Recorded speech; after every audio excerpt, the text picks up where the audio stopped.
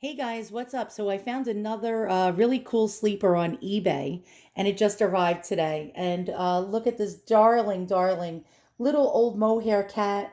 Now I stuck this big, giant, enormous, ridiculously crazy looking tag around his neck that says Fluffy. And I believe he's Fluffy. I believe he's a Steiff cat that was made somewhere between 1926 and 1943. I think this guy is the older version from the 20s to the 30s. There was a cat made by Steiff by the name of Fluffy, and he had this adorable, adorable little expression on his face. They came in different sizes. Some of them were standing, some of them were seated, from what I read. This is the seated version, as you can see here. He's seated with his tail curled around him. And he has these enormous, enormous green hand blown glass eyes. And if you look close, the irises, I believe that's part of the eye with that, has striated little striation lines that look very much like a real cat's eyes. He has a pink stitched nose and a pink floss stitched mouth. And he has little claws that have like little hot pink or light red stitching on it. Well, it's faded now. And I believe he is a Steiff. Now, I'm almost 100% certain he's their fluffy kitty. And I contacted Steiff expert Rebecca Kaufman via email. I'm waiting for a reply back from her. She has a Ruby Lane shop called, I believe, something Steiff Museum, I believe, or you can look her up, Steiff Gal. She has a really cool blog about Steiff. And yeah, so Steiff was a business in Germany that has been around since the late 1800s.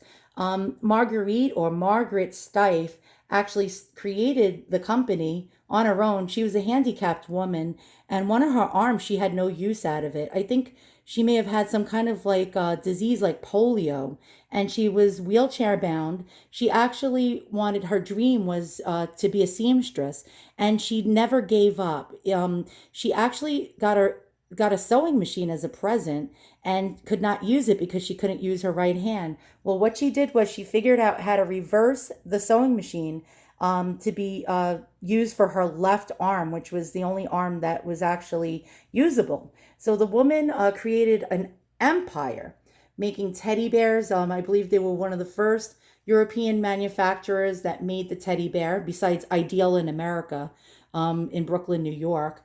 And they made beautiful, beautiful animals that looked very, very realistic. They're still in business today, but I like the older Steiff animals and teddy bears. I don't like the newer ones because they're more mass produced, even though they're made beautifully. I like the older ones because you can see somebody by hand really, really lovingly made these old creatures. Now, they generally came with what's known as a pussy bow. Yes, don't laugh. It got the name because housewives in the Victorian era would place a pretty bow around their cat or dog's neck before company would come over to actually fancy them up for company. And so he came originally with a pussy bow. And I found an antique ribbon that's French, actually on Etsy. And this is from the 1920s. It's a French velvet and silk ribbon. And as you can see here, we have the silk, and then this is the velvet side. And I bought that for him. And I also bought this little antique bell. It's actually not old, from Amazon. They sell these, and I got a pack of 50 just so the cat can have one bell around his neck. So yes, I am a little bit of a psycho when it comes to that. So I'm waiting Rebecca's email. I believe he is a 1920s, 1930s fluffy cat. And I also printed this out. I found an original fluffy tag photo on the internet, and I printed it out just to hang it around his neck. I know it's a little oversized, but I couldn't figure out how to make this little replica tag smaller on my printer. So once again, guys, thanks for watching. If you like what you see, give me a thumbs up and a subscribe, and I'll see you guys all soon. So long.